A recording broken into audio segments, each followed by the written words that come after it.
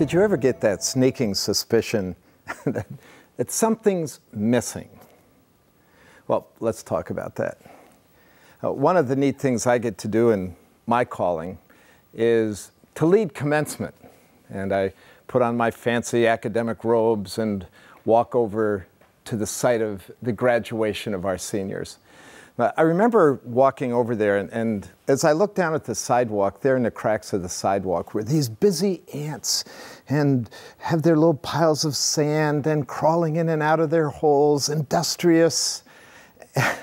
Weird as it may seem, what crossed my mind was, hey, don't you know that there's something bigger going on? Today we're graduating students and sending them out to the four corners of the globe to carry the gospel of Jesus Christ and to glorify God in their callings and their careers. I got thinking about that, and I thought about how many of us are locked in ant world.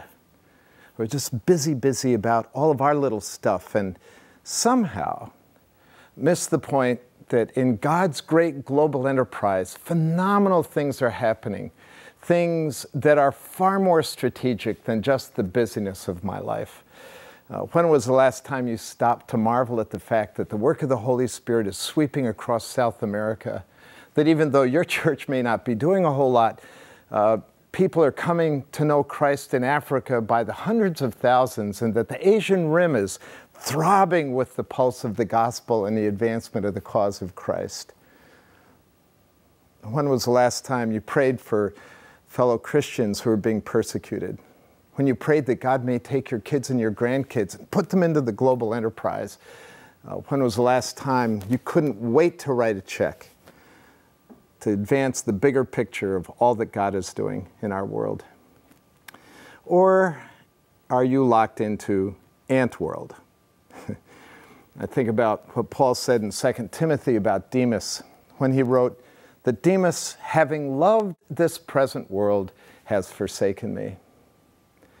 I don't think Demas ever looked back and said, I'm really glad I did that. He left the enterprise. Paul went on to lay the foundation for the global explosion of the gospel that has impacted our lives till today. So my word, get out of ant world. Get excited about the great things that God is doing all around this world.